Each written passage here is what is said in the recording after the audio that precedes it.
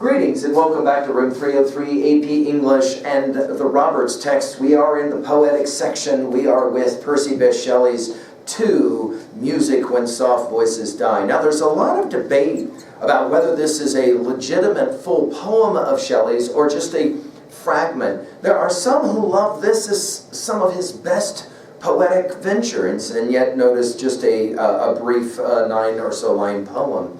Now, of course, we at Learn Strong have already said a whole lot about Percy Bysshe Shelley. Obviously, his defense of poetry is hypercritical to our study of poetics, as well as our work with Ozymandias, Ode to the West Wind, and Skylark, all 3 of those sacred texts in 303, no question.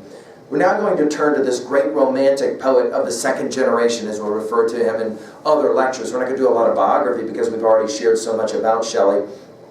Let's just work with the poem itself. He says, 2. Music When Soft Voices Die. 1824, by the way, is the year of this offering. Music, when soft voices die, vibrates in the memory. Odors, when sweet violets sicken, live within the sense they quicken.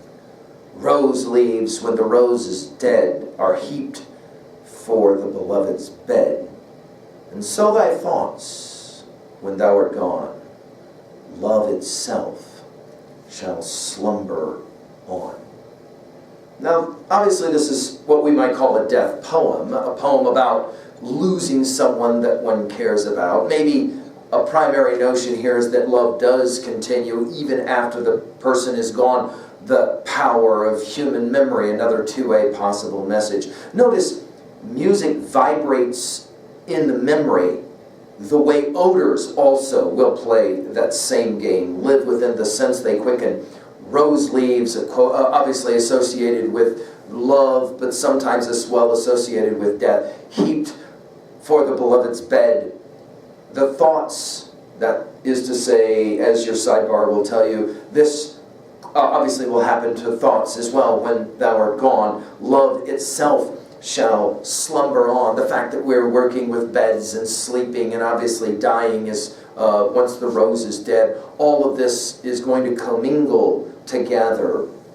Obviously at 2b, notice how short and yet how powerful this poem is to equate memory with music and the ways in which we have powerful and profound ways of remembering things from long ago, especially through music and through sense, no question, and Shelley playing with both of these.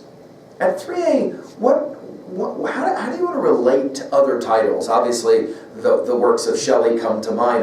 We love Czesław Miłosz in music as a classic exemplar of the ways in which music can capture that great Polish poet that we love so much in 303, is able to capture that idea as well. That ability to have a memory long after an event has happened. At 3b, obviously, we could ask, what is the most powerful memory that's somehow associated with a relationship, maybe associated as well with music, when soft voices in fact do die? We also can think about Tennyson's In Memoriam and the ways in which he was moved to write powerful and profound, very short little poems, yes, after the loss of his close friend, his dear friend. Of course, we can always think about Mary Shelley and Frankenstein and the love that she had for him, and obviously it was a very passionate kind of love, as we've talked about in other lectures. Well, one more rendering of the great Shelley, and obviously I hope you read a whole bunch more of his stuff. Thank you.